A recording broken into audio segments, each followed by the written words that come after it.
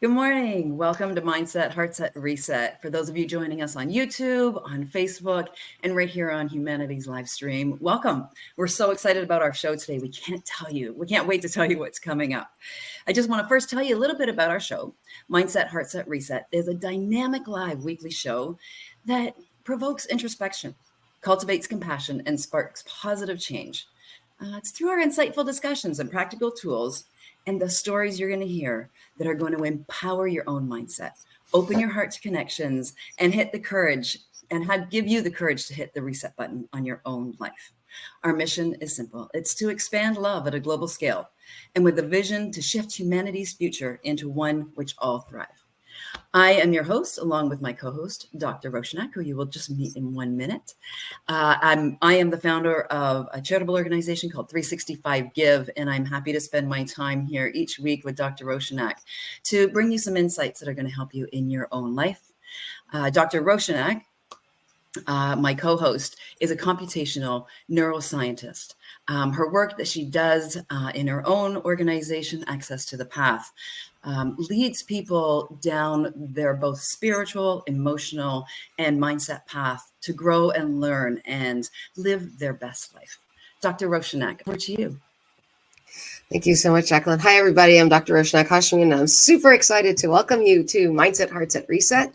Welcome, welcome. We have yet another amazing episode for you today.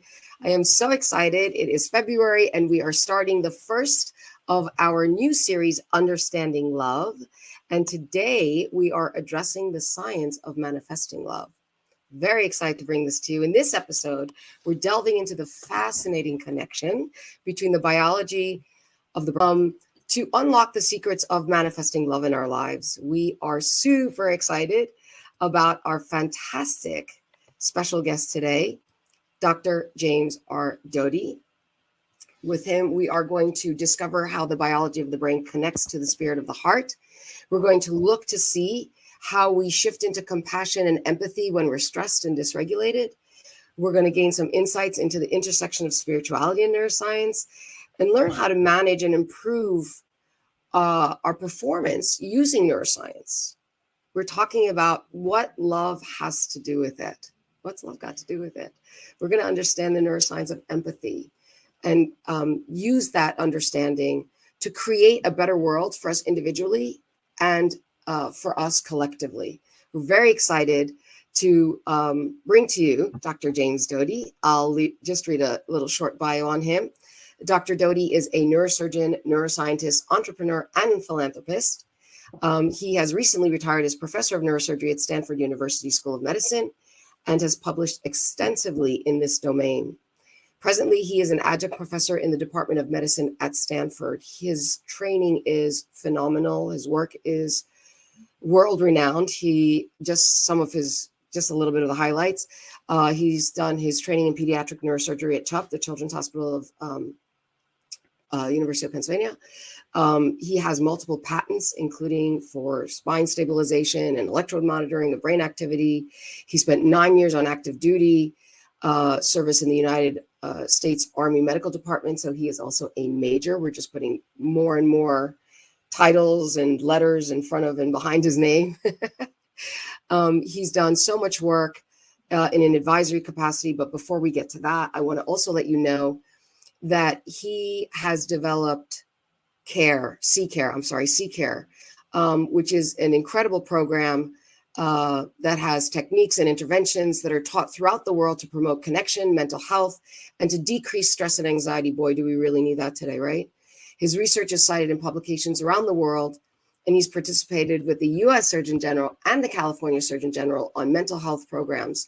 Dr. Doty has developed through Happy AI, a mental health app using emotion detection, a proprietary conversational AI combined with a human avatar to treat stress, anxiety, and depression. So one of the things you'll start to see about Dr. Doty is that he has, besides his brilliance, he has a profound body of work that is entrenched in science, medicine, and technology.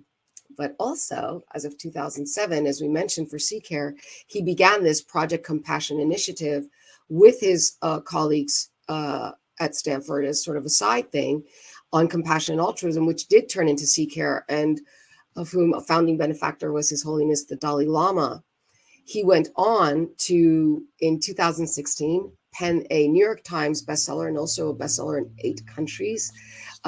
His celebrated book, Into the Magic Shop, A Neurosurgeon's Quest to Discover the Mysteries of the Brain and the Secrets of the Heart. And to that end, he has actually a podcast called Into the Magic Shop, where he does address this. He also has been on the advisory board of multiple nonprofit organizations, including Charter for Compassion. He is the former chairman of the Dalai Lama Foundation. He's been a contributor to Huffington Post. His entrepreneurial activities have resulted in the development of multiple medical technologies that are used around the world and have saved hundreds of thousands of lives. And he is an advisor and operating partner to multiple venture capital firms, including the Fogarty Institution of Innovation and Jeff Skull's Healthcare and Special Opportunities Fund. I could go on forever and ever about we all need the just things. A whole show, I think, on what James has accomplished already. That It's remarkable. But what I find, that's just the page one. Well, not even page one. We're still getting to the whole thing. But the point is that here we have a gentleman, a human who has clearly, and I don't like to say it this way, but the left and the right side of his brain powerfully working and in connection with his heart, which is what Mindset, Heartset, Reset is all about.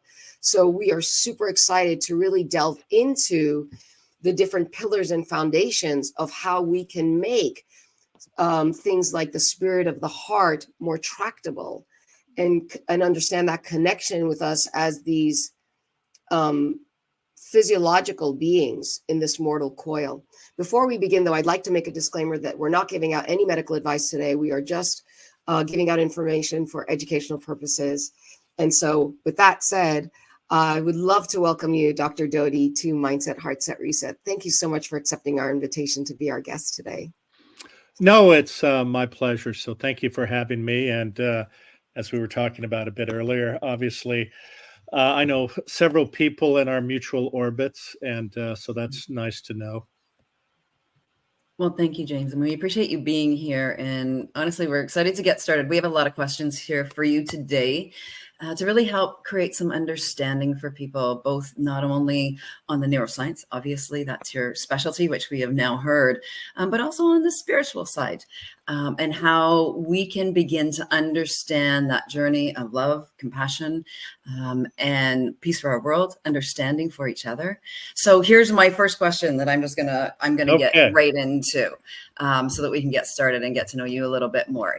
We always like to start with somebody's journey, your own story. You've got a fascinating story that, goes from neurosurgery to literally working with His Holiness, the Dalai Lama. Can you tell us a little bit about your own journey and how this has even unfolded for you? Sure. So like each of us, who we are today is based on our life experience and our past as children growing up. In my particular situation, I grew up in poverty with an alcoholic father and a mother who had had a stroke when I was a child. She was partially paralyzed, had a seizure disorder, unfortunately chronically depressed, attempted suicide multiple times, and we were evicted from various residences. And of course, that type of an environment is not typically associated with success in life, if you will. And in Western capitalist society, of course, success is typically defined as money, power, position. So at the age of 12, I was lost and in despair and felt hopeless. And what changed for me was that one day I walked into a magic shop. And the owner was not there, but his mother was there. And she knew nothing about, if you will, traditional magic, but she knew about people. And she was one of these people, and I'm sure all of you have met someone like this, who radiate love. She had this extraordinary smile that embraced you. And the most important thing for me, and I think for a lot of people who suffer, is that she created an environment of psychological safety. And what I mean by that was I did not feel intimidated.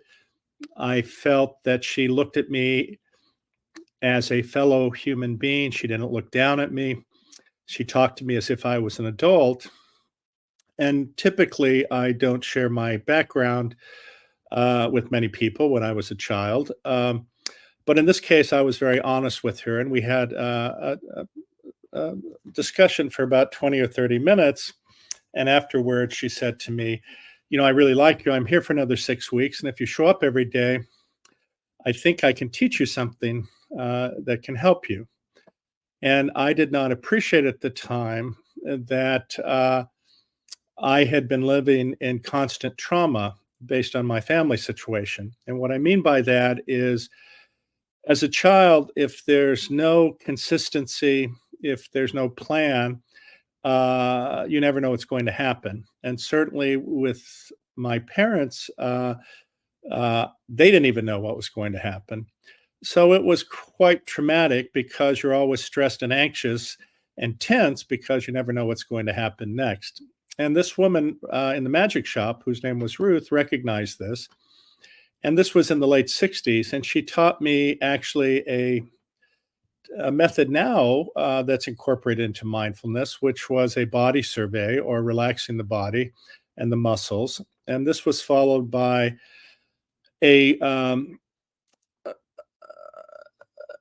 a training and focusing, if you will, because you can't learn and you cannot attend unless you're able to focus. So once I was able to relax my body, I could be present and focus. And then she taught me, if you will, a technique to be kind to myself because unfortunately what happens with individuals in my situation and frankly almost everyone in society is they have an inner critic that will tell them they're not good enough, they're not smart enough, they're not worthy. And unfortunately, a lot of people listen to this, and it actually, in a very negative way, can affect their life.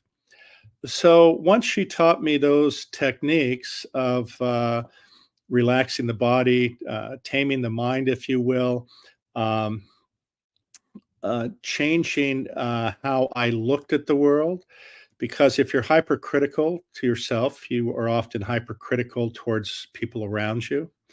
And what we know from science is that the energy which you emanate, and we can call it bioenergy or bioenergetics, actually can affect others in a negative or a positive way.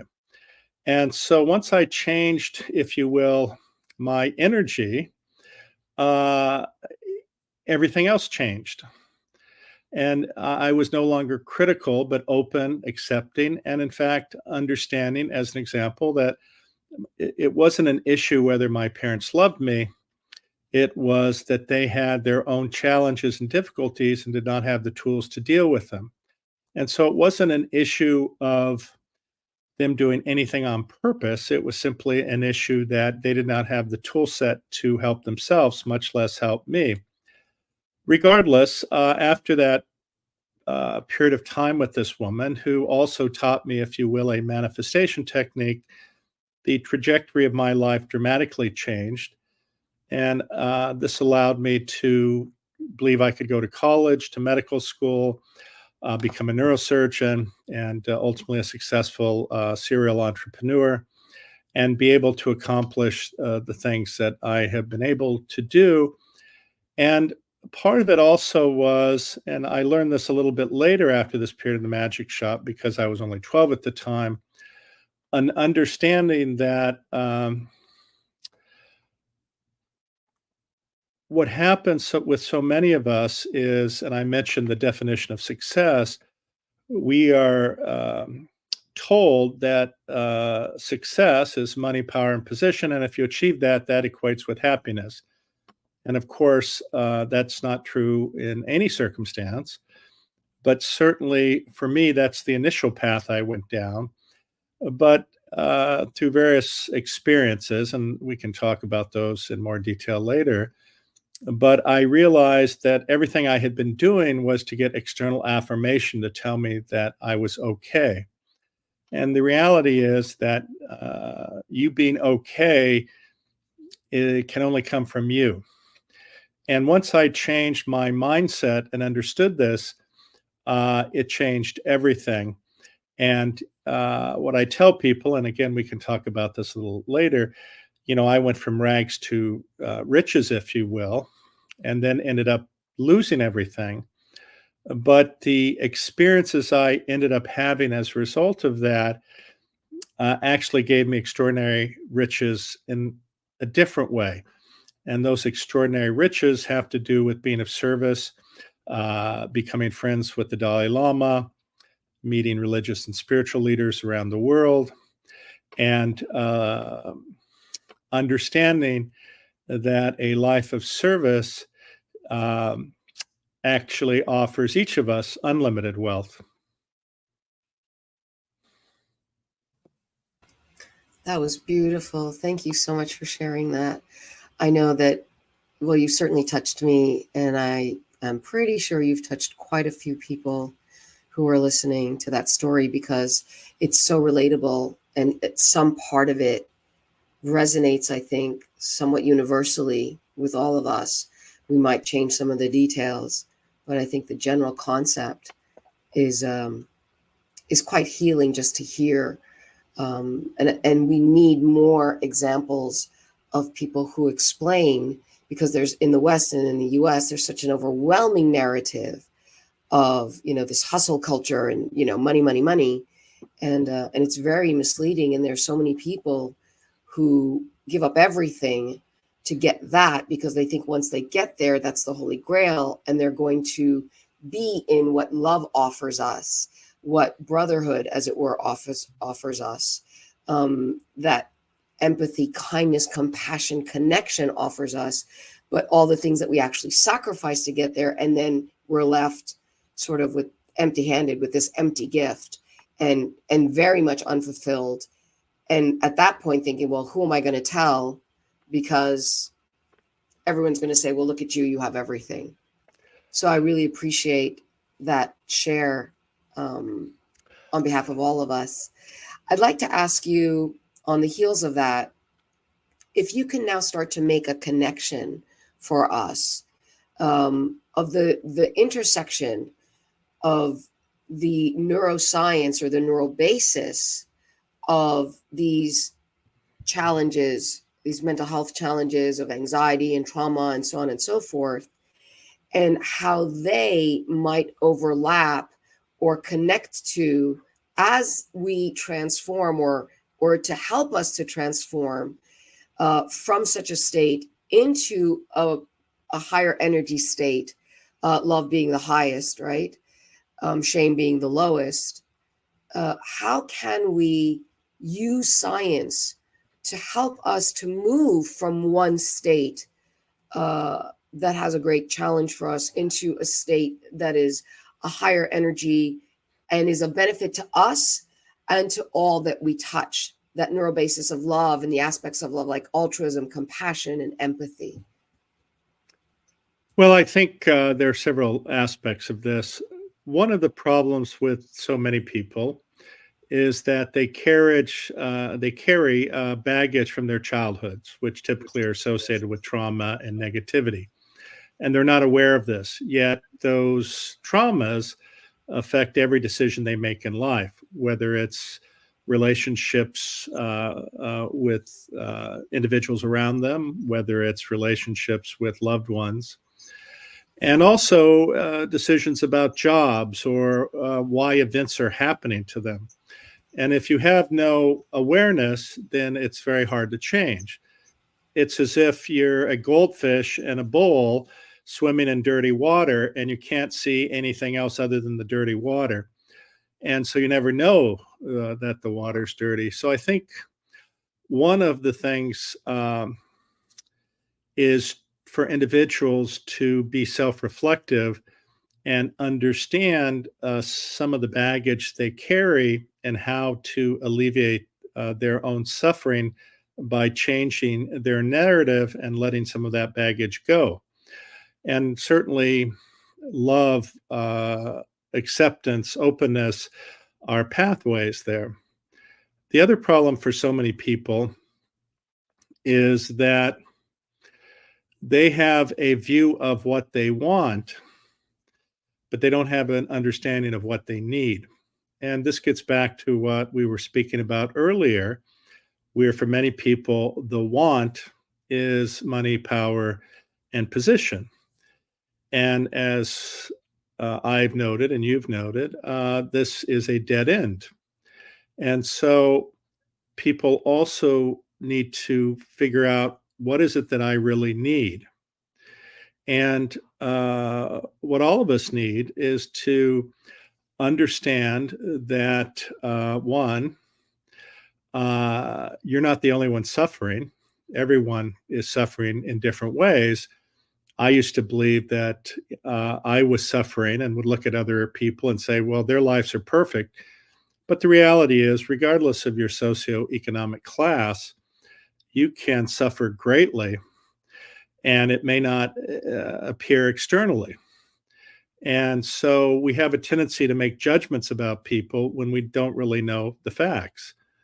The other thing is, in that regard, we attribute people's behavior to what we see or what we've been programmed to expect, which may not have any relationship to actually the processes going on in their head.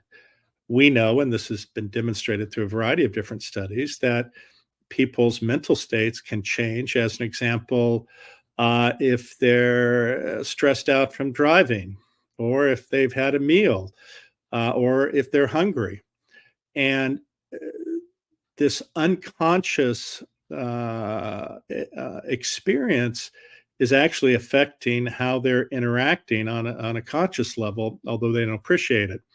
And so what I mean by that is, people get engaged in arguments or behaviors that they don't even understand are actually not about the present moment.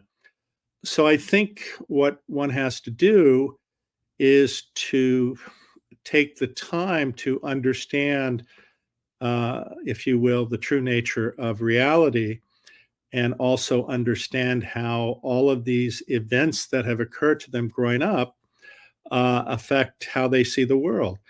And once you're able to do that, then you can sit back and be able to respond much more effectively. I'm sure some others have read Viktor Frankl's book, Man's Search for Meaning, who, was a psychiatrist who was placed in a concentration camp during the Holocaust. And he could determine very quickly if someone was going to survive by assessing what that person had in terms of meaning in their life. But one of the other things that is attributed to him is this understanding that so many of us are reactive when an event occurs. And when you are reactive, you take the shortest path to a solution. And in fact, that's how we survived on the savannah in Africa hundreds of thousands of years ago.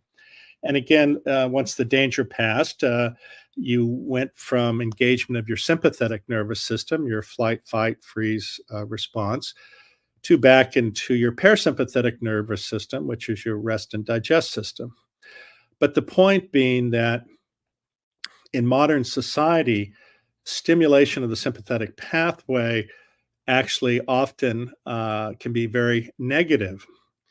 And so, as has been attributed to him, a statement that is between stimulus and response, there is a pause, and within that pause lies your freedom. And what I mean by that is, again, recognizing that a lot of people's behaviors actually have nothing to do with the present moment. And when an event occurs, instead of being reactive, you take a little bit of time to think through it, because once you're reactive, it shuts down your executive control areas in your brain. And so you're not able to have access to memories or events that have previously occurred to give you insight in how best to respond. So basically, what you're talking about is how, and people have noticed this, that somebody has a disproportionate response, or a response that kind of doesn't make sense with what's going on in the present moment. And that's because those who are in trauma are not responding to what's happening in the present. They're responding to what happened in the past because they're stuck in that trauma. And until and unless we can get ourselves out of distress, which is that sympathetic, fight or flight or faint or fawn or freeze, that it's just keep adding the F's, Yes. that there are systems in the brain that shut down. And this is what is meant by emotional dysregulation. So even with decision making, so one of the things about emotions is that emotions organize cognitive activity, which means our executive function, our ability to make decisions and, plan things and, see them through, et cetera. And when we become emotionally dysregulated, it's like we become emotionally hijacked. We require our emotions in order to be able to make decisions. But when we say that we're doing that emotional decision making, what it means is that we are in fact emotionally dysregulated and emotionally hijacked. So we need to get ourselves out of that state so that the brain can optimally function and bring back online. Because, for example, if you're running away from some massive threat that's about to end you, if you're running for your survival, your brain isn't thinking, let me see if I should learn French, or I wonder about that math problem. It's not going there. It's not remembering that great apple pie you ate or that chocolate or anything else. It's just, laser focused on your survival, and that's it. So other systems shut down. So in order to be able to bring us back online where we can, in fact, use all that is available to us biologically to assist us, sort of biopsychologically or biopsycho-spiritually, then we really need to, I always say that the sympathetic and the parasympathetic nervous systems are like the brakes and the gas. So where the gas is the sympathetic, then we need to be able to apply that brake, the parasympathetic, so that we can gain control back of that car and be able to move it forward appropriately or whatever we need to do. So I love that you brought that up, and you helped our listeners to understand what's happening in them, because so many times, originally learned about neuroscience had not caught up, as it has in the last years. And we thought, well, you just need to have a better attitude. Now we know that the brain detects control and it changes other regions, like the periaqueductal gray or the amygdala, that keep us in this anxiety and immobilization. So understanding that your biology has so much to do with how you're able to do these things that we think are more intangible, that gives us something tractable to be able to use and leverage what the body offers us, to understand why we're like this and to stop blaming ourselves, as you said, because the blame and shame puts us in that distress also, so that we can move into a better space. So thank you so much for bringing that up first. I know Jacqueline has a couple of questions for you, so I'll just stop there, and I thank you so much.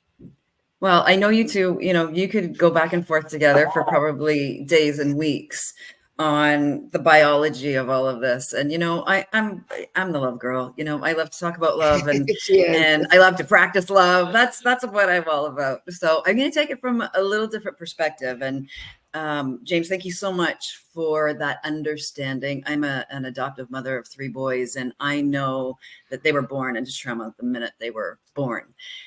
So this information really applies to my life as well, because it's the way that I can look at my children with a new perspective, which I fully appreciate, and understand that this is going to take a process throughout their lives. And I love that your life was really introduced with the woman from the magic shop was introduced in such a healthy way. We need to just do more and more of this in our schools, so that our children can understand how they can actually grow up to be successful. Let's be serious. That's what I heard from you from the beginning. So my question goes, how do, not only as adults, but when we look at our children, how do we begin to,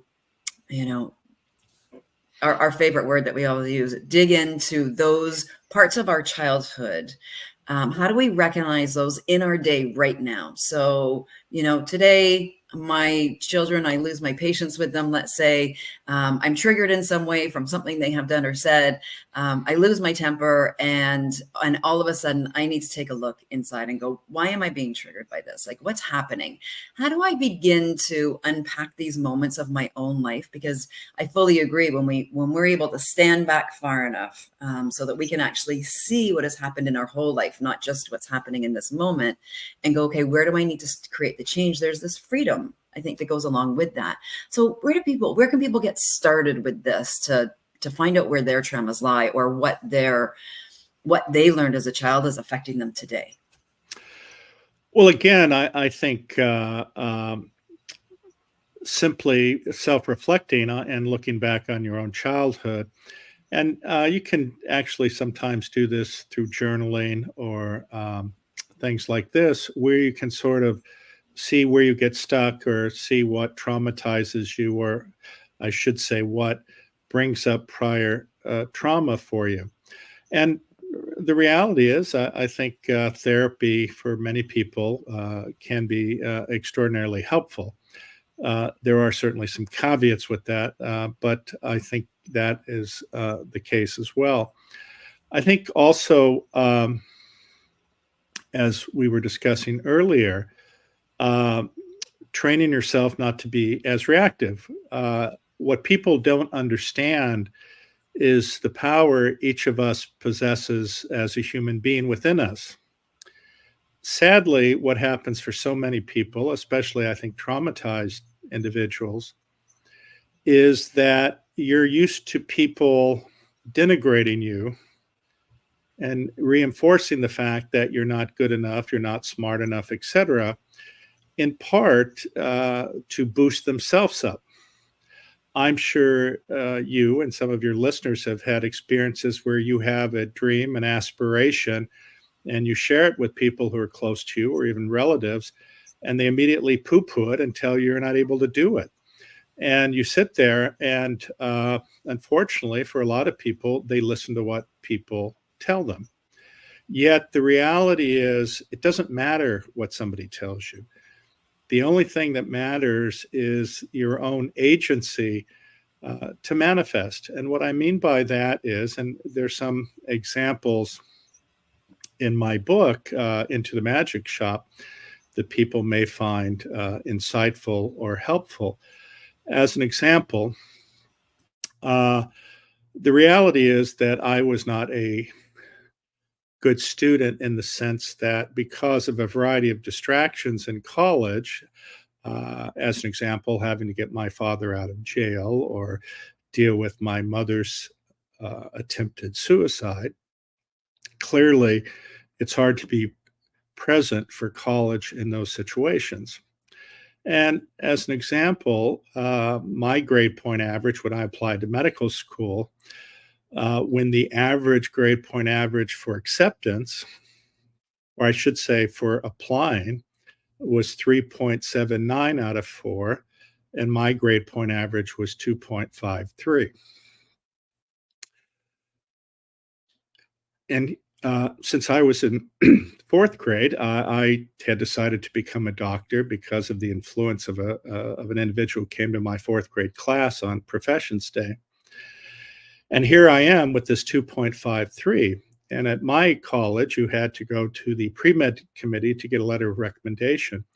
So imagine what it was like. One, when I would tell my friends I was applying to medical school, they would laugh and say, "You're never going to get in."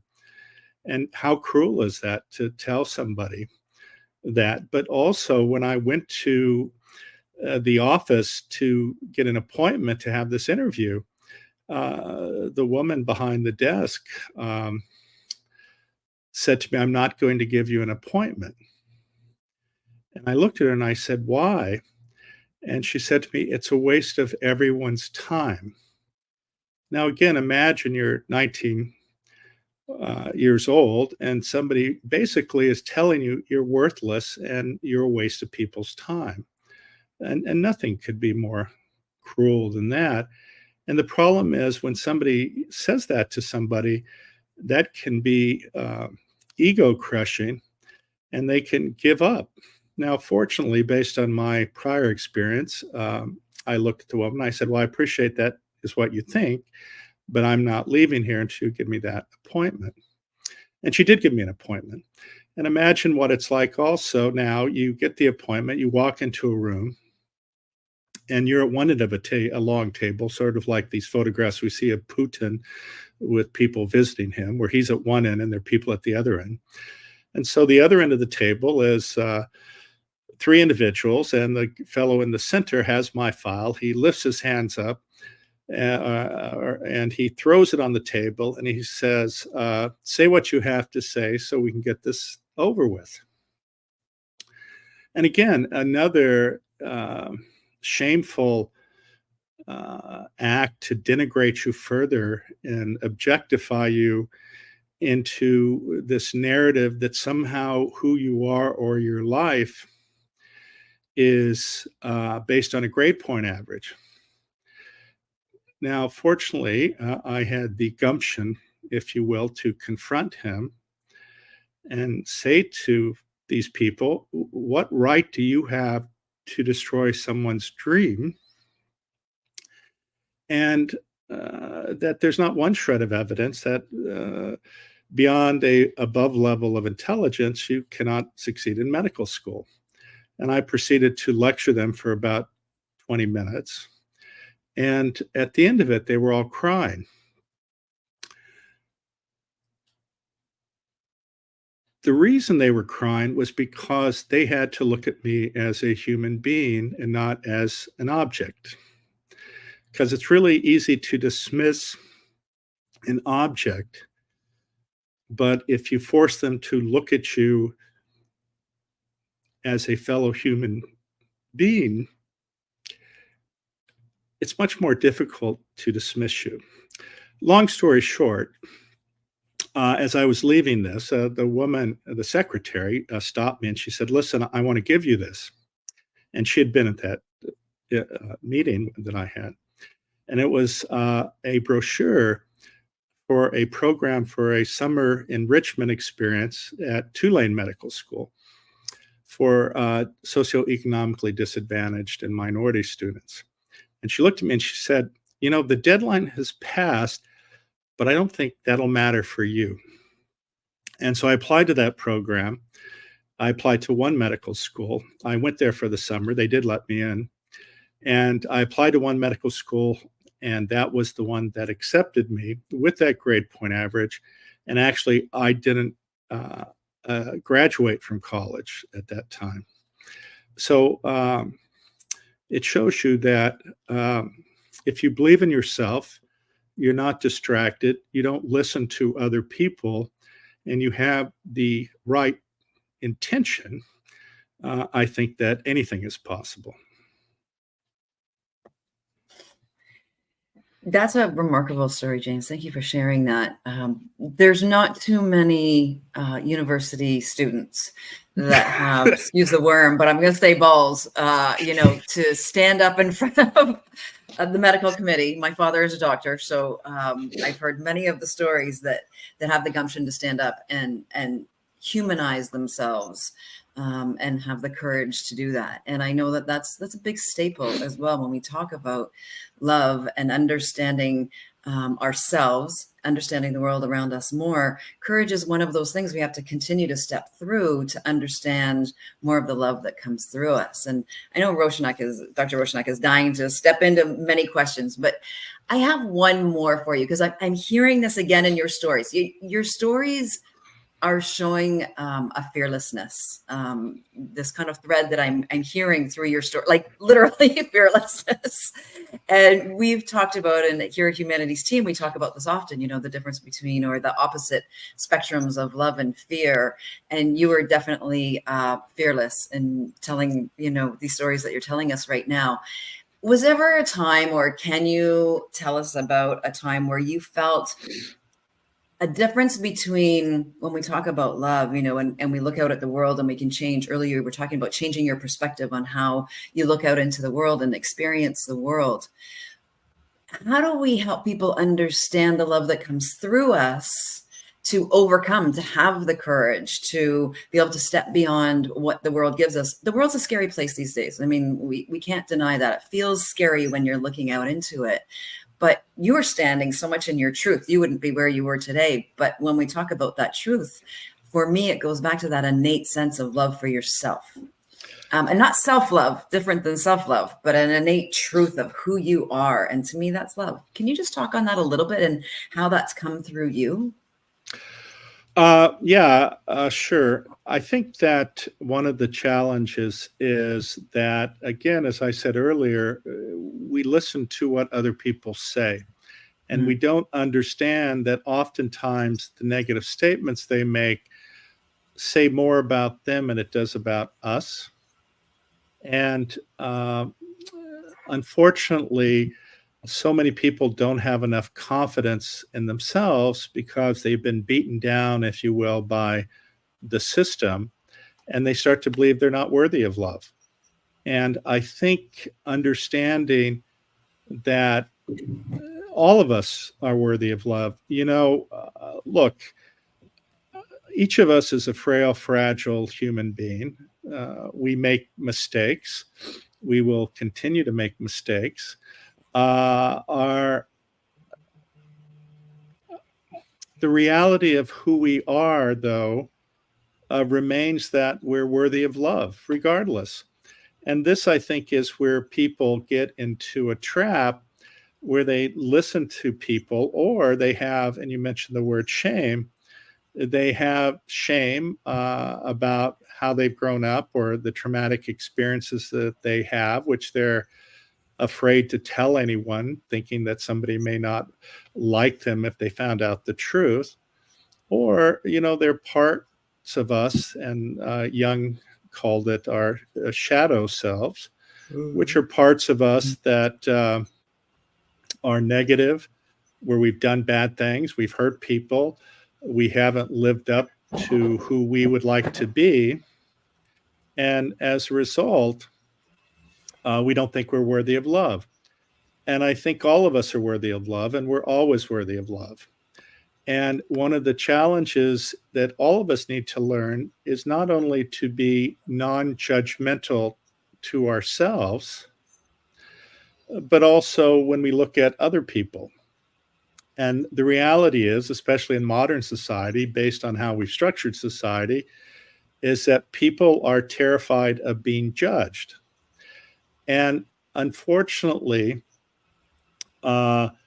this attitude that I'm not worthy of love, or if people found out about the real me, stops people from actually being vulnerable and authentic. And the reality is that unless you can be vulnerable and authentic, you actually cannot truly connect with someone. You cannot receive, nor can you give love. And I think that is the greatest challenge. Oftentimes, I'm asked to speak in front of audiences. And as you've seen, I will tell very moving stories that remain moving for me. I'll shed a tear, or my voice will crack.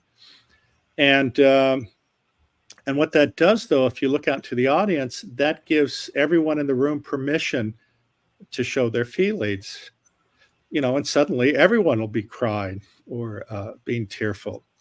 And the thing is, it's okay to be that way.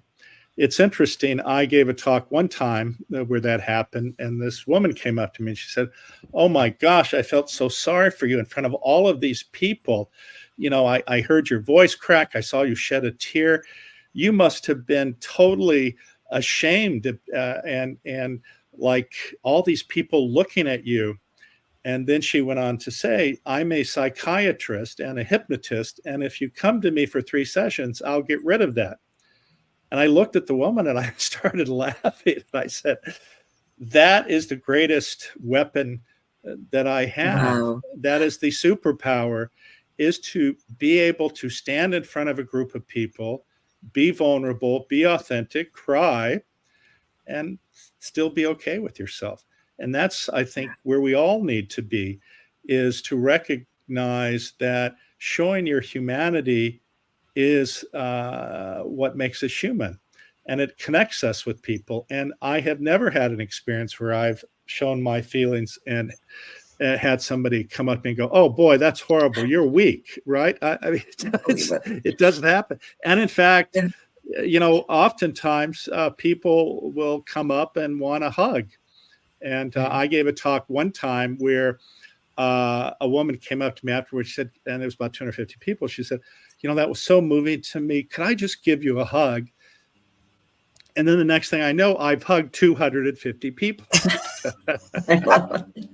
But isn't that the beautiful exchange of giving and receiving love? One of the things we haven't, and I know Roshanak's chomping at the bit for a minute, but you talk altruism is your thing, and that is the beautiful sharing, the giving and receiving love is the ultimate act of altruism when it is that beautiful exchange. With my organization 365 Give, we always say, giving is love in action.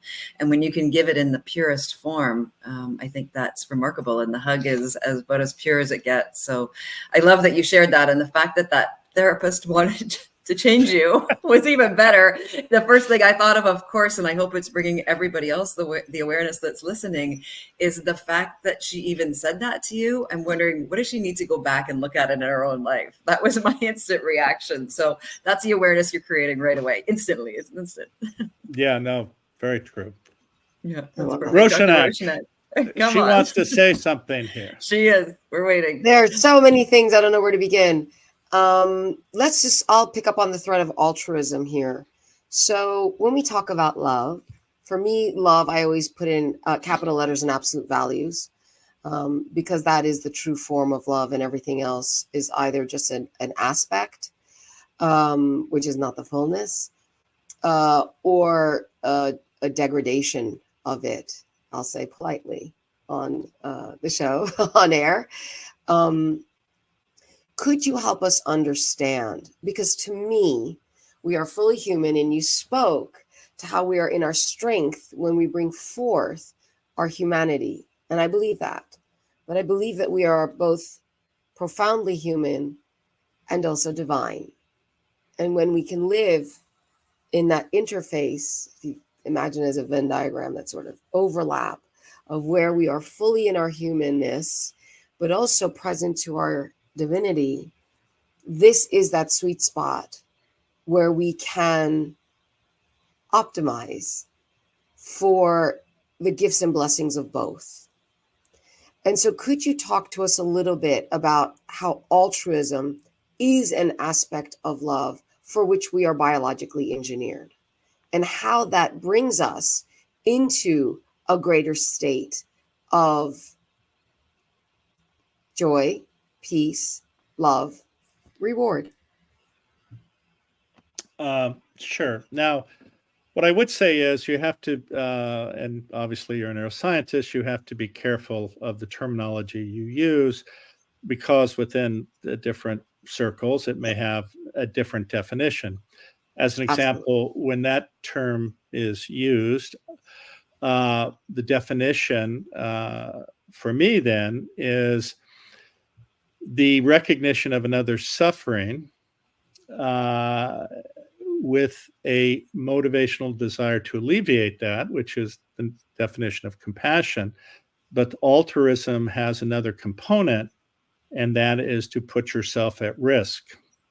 And that could be physical risk or psychological risk of doing whatever action that is. So, the classic example would be somebody on a bridge and they see a child in the river below, and they jump in and they save the child's life. So obviously by jumping into this rapidly moving river, they're putting themselves at significant physical risk. So that's how we use it. But in terms of what you're getting at here, which I think I understand, and which I think more relates to the nature of compassion, what people don't appreciate oftentimes is what is defined by God oftentimes in different religions is quite a bit different than perhaps some others think of it. What I mean by that is, and I've had the joy and blessing and gift of knowing many of the major religious and spiritual leaders around the world. And whether that's the Dalai Lama, of course, or Pope Francis, or Amma, the hugging saint, or Eckhart Tolle, or Byron Katie, or a variety of other Indian gurus such as Sri Sri Ravi Shankar, Sadhguru, various Amans. Any evolved spiritual leader lives above their dogma. And what I mean by that is, while the dogma can be very helpful for some people in terms of guiding them and giving them boundaries in regard to their behavior, the reality is that an evolved spiritual leader doesn't see different religions. What he sees is a human being who cares, who loves, who's compassionate, who's kind. And that is what they're able to see in a second when you meet them. And that is what is important to them. And the God that I think of is not an individual God. It is the God that lives within each and every one of us. And each and every one of us is holy. Each and every one of us is divine. And it is a gift that we have to be that. But the most important aspect is to recognize that in others and to appreciate their holiness, if you will, or their divinity, or appreciate that what others may see as failures or mistakes actually oftentimes are challenges for each of us to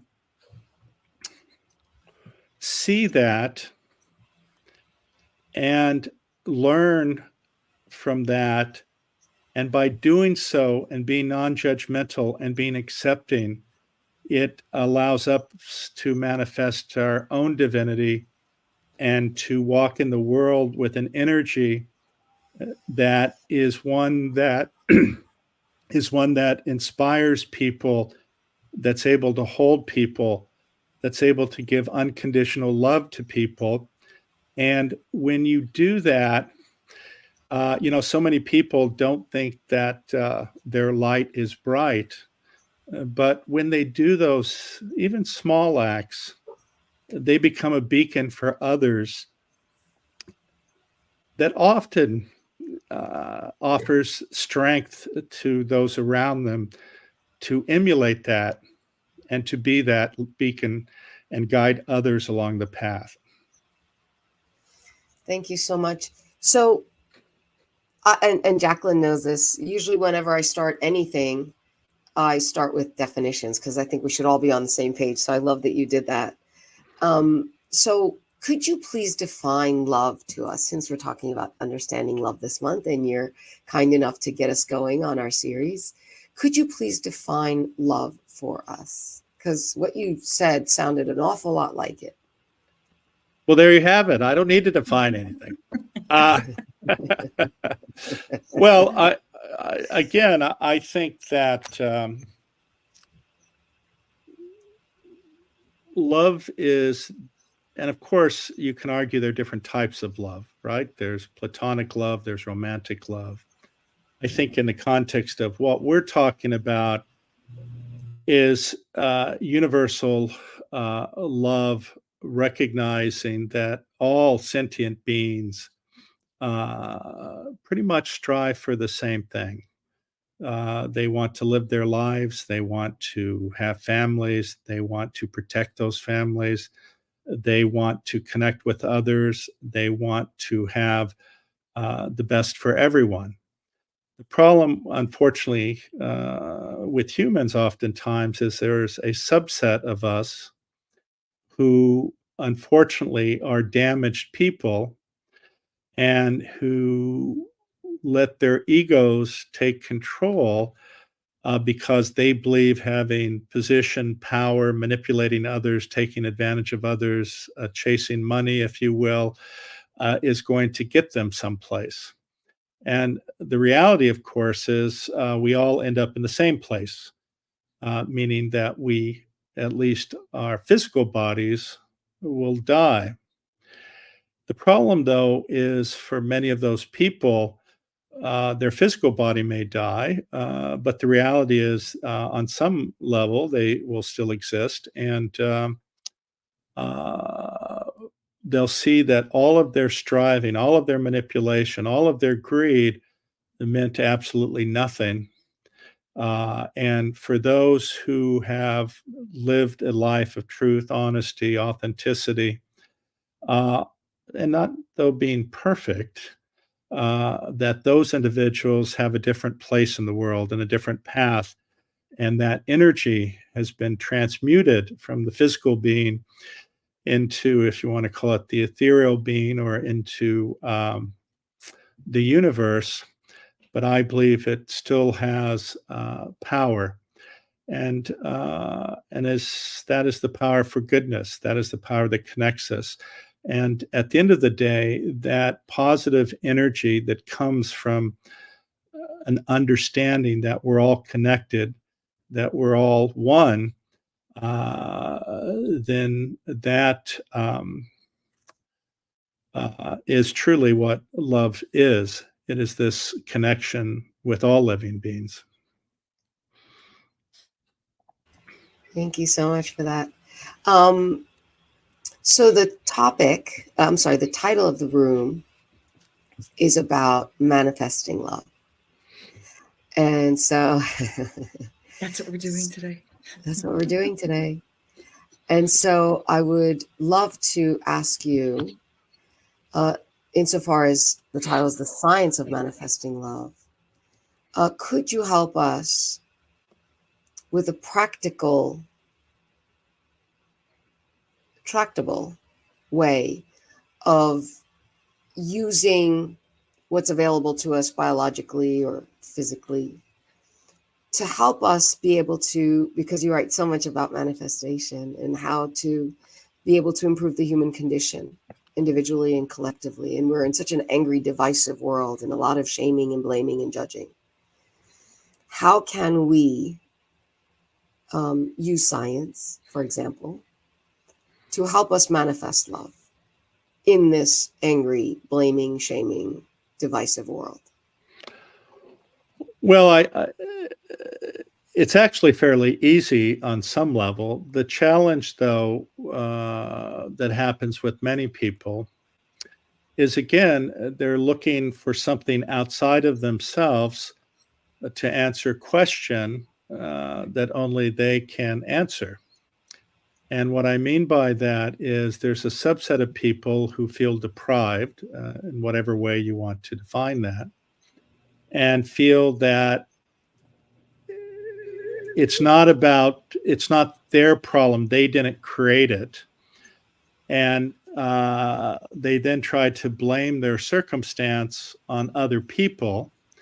And unfortunately, there's a subset of politician or individuals who are more than happy to paint a target for them to direct their hate, with a false belief that somehow by doing so, that is going to improve their situation. And as we see in our embittered world, there are many people who buy into that. So instead of looking at the world through the lens of how can I be helpful for all of us, how can we work together and join hands to create an environment that improves the lives of everyone, this type of a feeling affects one of our deepest needs, and this is to be in a tribe.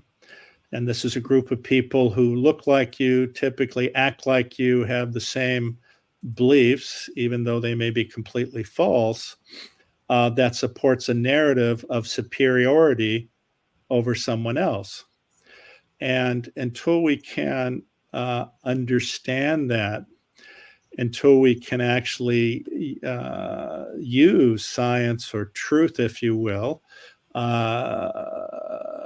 to change that narrative, it's very hard. But even with all the science in the world, uh, that subset of people refuses to believe because, unfortunately, brainwashing works. And you could argue that there's some good brainwashing, perhaps one that is based on the true nature of reality, which is this idea of oneness and universal love. Or there's a false narrative that says, my life would be perfect except for X, Y, or Z. And one of those letters is typically someone else who they view has taken something from them or is preventing them from getting what they feel they need. And that is very, very hard to overcome. You cannot overcome it by telling somebody that what they believe is wrong, or use disparaging commentary. You cannot face hate with hate. You must face it with love.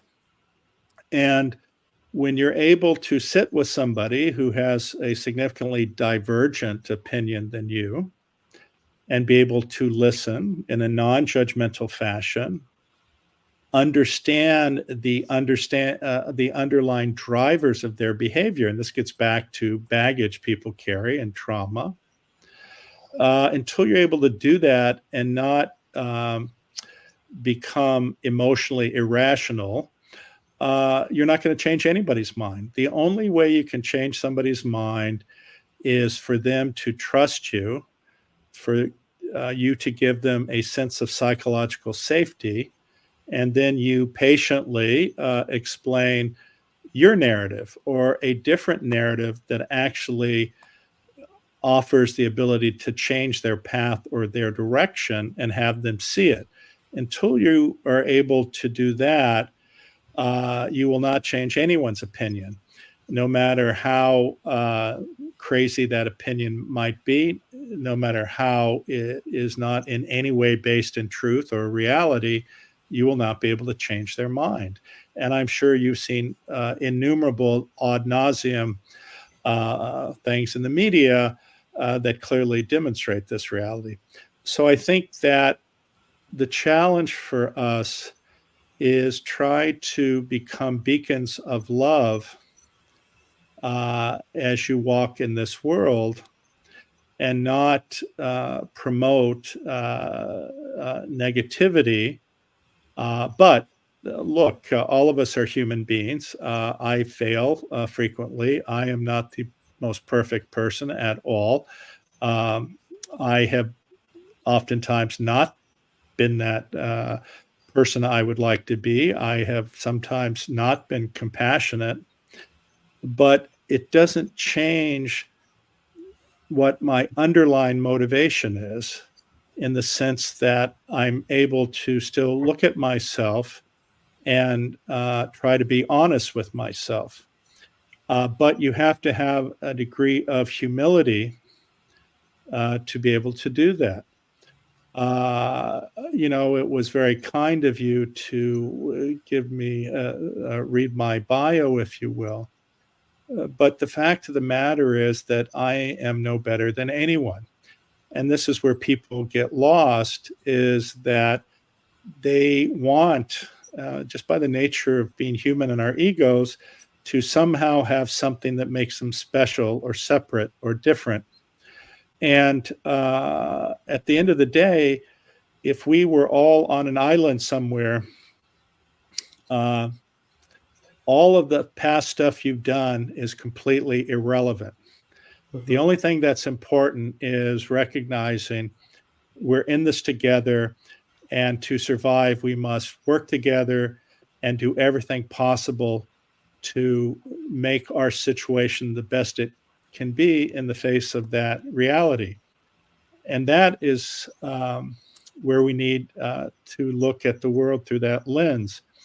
At the end of my book, Into the Magic Shop, I was asked to give a lecture to the incoming medical students. And I wanted to leave them with something that they could carry with them that not only would bound their behavior as a doctor, but also as a human being. And it became a mnemonic because in medical school, of course, you have to memorize lots of things.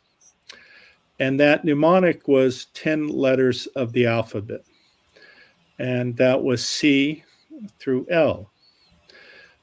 C being compassion for self and others. D, recognizing the dignity of every human being.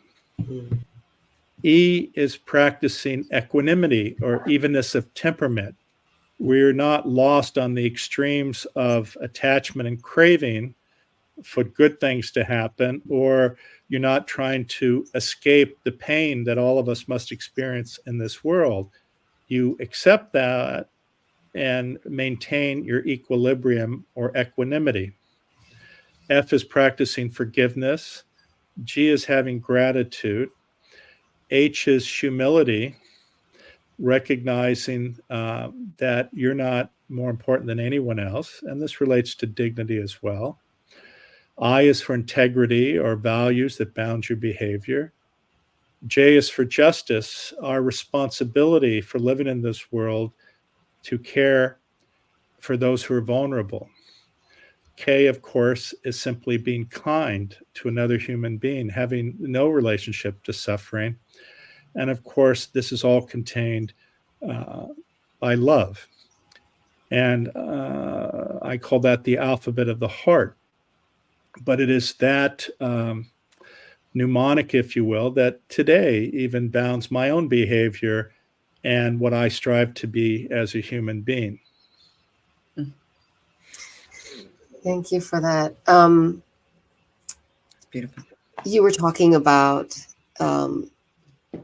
self and other, and being able to connect to somebody else and their suffering, and being able to recognize them, and have us all be not equal, but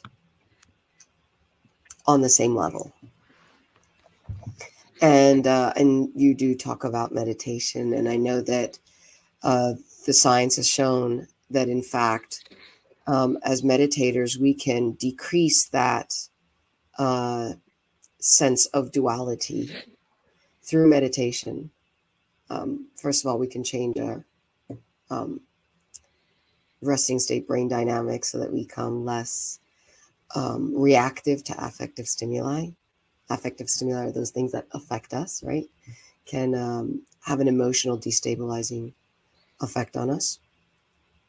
But I find it very interesting that our brain brings us to a place where, when we're in conscious presence, when we are, as meditators, availing ourselves of this, and what I always call take the reins of our brains, staying present in the driver's seat, we have a topographical reorganization that has us literally feeling that oneness that we also have, for example, when we go into awe, right? That we find also akin to flow state, which is quite popular.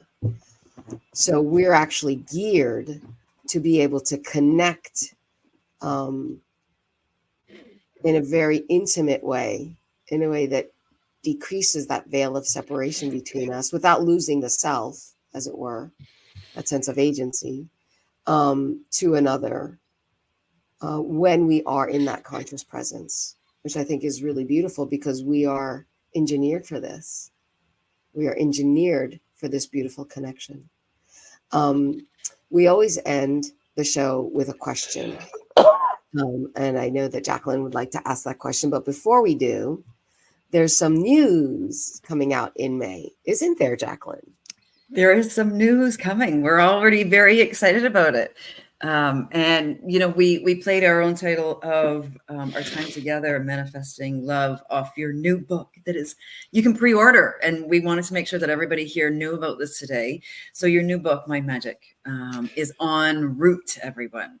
And I'm so excited about that. Could you tell us a little bit about it before we go today? When you're ready, it's okay.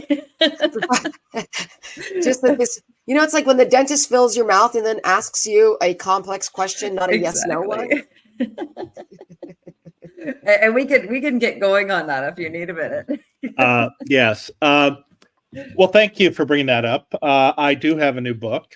It's called Mind Magic, The Neuroscience of Manifestation and How That Changes Everything. And I think we've touched some of the points that are brought up in the book. It's interesting, and some people may find this offensive, but the first sentence in the book is the universe doesn't care. The universe doesn't give a fuck about you. And this show is definitely not rated G. Yes. Between the two of us today. But the point being that so many people look outside themselves for some magic or some event or some sign that they're doing the right thing, or they want something external to themselves to help them along or to make their life easier. And the point of that statement is that everything you need to change your life, to manifest anything, you already have. You don't have to look outside of yourself. And this gets back to what we were talking about earlier, which is the nature of self-agency. So many people give their agency away to others. We talked about the example of you telling somebody about an aspiration or a dream that you have, and they immediately are negative. The reality is that people don't understand the immense power they have within themselves. We've talked about the reality that meditation, or if you want to call it mind training, has an incredible ability. And we simply look at a number of examples around us. As an example, you look at this fellow named Wim Hof. And Wim Hof, for those of you who may or may not know, has done extraordinary things. And he has a breathing technique, which he's trained a lot of people with. And it allows you to actually do extraordinary things because you've been able to train your brain a certain way. Now, what I would suggest or give as a caveat is that, and in some ways, this is like an Olympic athlete, his genetics meet his desires. And what I mean by that is I will probably not be an ultra marathon runner because one, well, I'm not that interested in that, but two, I don't have the genetics for that. So sometimes Olympic level athletes or people like Wim Hof have a genetic profile that matches their intention, that makes them be able to do things far, far beyond what others may be able to do. But it doesn't negate the fact that you have the ability to change your brain and to do extraordinary things that you thought not possible, far beyond what you believe or typically have believed. And it doesn't have to be something necessarily as extraordinary as what Wim Hof does, but there's no question you can change your brain. I actually did, for a period of time, a training where I lowered my heart rate, and I can still do that, and I can lower my blood pressure. And so we do have these abilities. In fact, there's a group of Tibetan monks who can control their body temperature and control many of their theoretically unconscious abilities. And all of these types of experiences are ones which basically emphasize the reality that you are much more in control of what you think. And getting back to my book, there are different networks in the brain, such as the executive control network, the attention network, the salience network, the default mode network, which control how we manifest things. And so the first thing I would say is, one, if you're manifesting, it has to be in service of the other and not, as has been promoted in books like The Secret, that it's all about you. The Secret is basically a horrible narrative about being selfish. That came up before our conversation today, so I'm glad you mentioned it, because I was like, no, we're not mentioning that book today. Yeah, well, I'll mention it. I think The Secret. I think the horrible thing is The Secret has done a huge disservice and simply promotes further the false narrative of I want, if I get, I will be, and it's not true whatsoever. As a species and how we evolved to care for the other. And we know from a physiologic point of view and a neuroscience point of view, when you care for the other, all your physiologic processes work better. Mm-hmm. And when you manifest in the sense of what I am talking about, and it's focused on the other, the likelihood of it actually happening is much, much greater. And I don't want people to think that if you manifest, you 100% get what you want. If I said, well, I want to walk on the moon in the next month, that is probably not going to happen. So it does have to be based on some level of realism, but it still is extraordinarily powerful. The other thing is, I talk about the reality that we get about 100 bits of information from our sensory organs every second. And obviously, the vast majority of those are on an unconscious level and are associated with maintaining the regulatory function of our bodies. But on a conscious level, we're able to process about 50 to 100 bits of information. And you can actually do a process whereby you can consciously embed intention, because all of us every day are trying to make things go our way or be the way we want. But most people don't understand that you can affect that.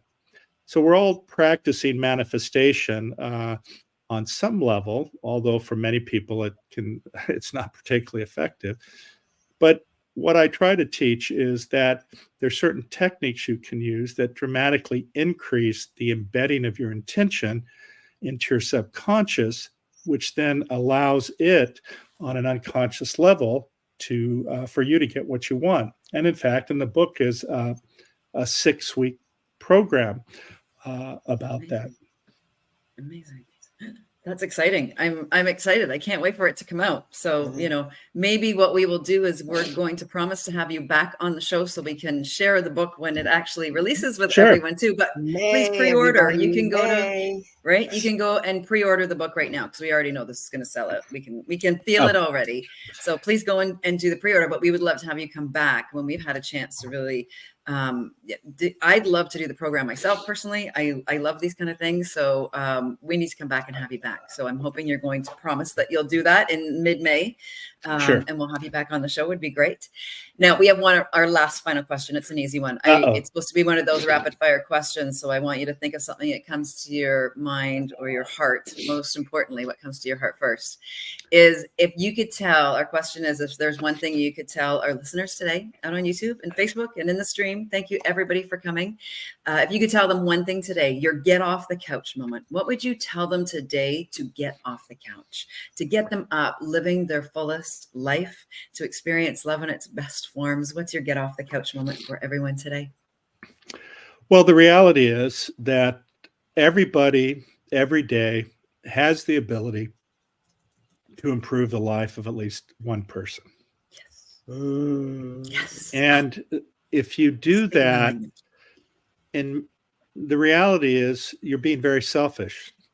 And what I mean by that is, when you make that effort, you care for another, you reach out, and sometimes it's as simple as saying hello to somebody, that actually it has such a positive physiologic effect on you that it is selfish. And the Dalai Lama will, in fact, tell you that. And so never forget the power you have within you to improve another person's life. And it is an incredible gift each of us has. And sadly, it's a gift that more of us need to do every day. Yes. Practice, right? That, you sang my heart song, literally. It's what we do with my organization, 365 Give. And how do we give every day? Because we all have that ability. And I love that was your get off the couch moment, because it's mine as well. And it turns on our hearts, right? It gives us that ability to give love. And most importantly, it turns that switch on for ourselves. So thank you so much for ending the show this way.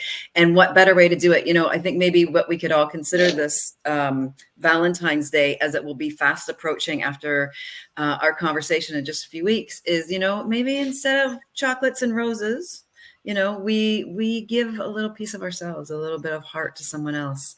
And so, James, when I show up in your inbox checking in on you now, you're going to know why. It's your fault. Exactly. Exactly. One thing I would also suggest is that, unfortunately, there's a subset of people who will sit there and say, I made it on my own. Nobody helped me. And of course, this is not true in any way. But the other thing, and which is a very nice exercise, is to actually think of a person who has helped you along the way, and take a minute to send them an email or a text and to thank them for what they've done for you. And Thank you, Jacqueline. Thank you, James. I think that can be incredibly impactful, because it also reminds us that others have reached out and helped us, and it acknowledges them. And I will assure you that sending something like that out and receiving it from someone is a very heartwarming experience, and also makes you appreciate how these types of actions affect other people. Amen. Amen. Roshanak, would you like to close us out today? Yes, thank you so much, Dr. James Doty, for joining us today and kicking off our Understanding Love series this month. Really appreciate you coming in and sharing from your heart, sharing your authentic stories, because that's part and parcel of what Mindset Heartset Reset is about. It's the benefit that we bring. It's not an echo chamber, what you always hear, but those true authentic stories that help us truly connect with each other, and that does give us the courage to stand fully in our humanity and our divinity, and have the courage to hit the reset button on our lives at any time that we want. Thank you so much for joining us. You can look on the screen right there and see a link for Dr. Doty to the Sea Care at Stanford. You can also go to if you look at the links in the chat, you will see a link to his new book coming out, Mind Magic, Neuroscience of Manifestation. Don't forget, there's also the podcast, right? Into the Magic Shop. Super excited. And that book, which you can find that is readily available since 2016. Really appreciate you joining us. Thank you so much to my beautiful co-host, Jacqueline Way, for making everything happen all the time. I don't know about that. And to all of you who have chosen to spend this time with us, thank you so much. And we hope that this has resonated with you and is helpful for you. And at the very least, that you felt the energy of love coming to you through our screens and through our voices. And we hope that you will join us next week as we continue with Understanding Love. We will have Francesca Hoagie joining us right here on Mindset Heartset Reset, live at 9 a.m. Pacific, 12 p.m. Eastern, 5 p.m. GMT, 6 p.m. Central European Time, and so on and so forth. And keeps going. With the live where you can ask questions of our guests, then please do come and listen to the recording. So there's no way you'll ever be able to miss some of the wonderful people that we do bring to join us, to speak to us about the different aspects of what helps us have beautiful mindsets, beautiful heart sets, and the courage to hit the reset. Thank you again, Dr. Doty, for joining us. And thank you, everybody. Namaste.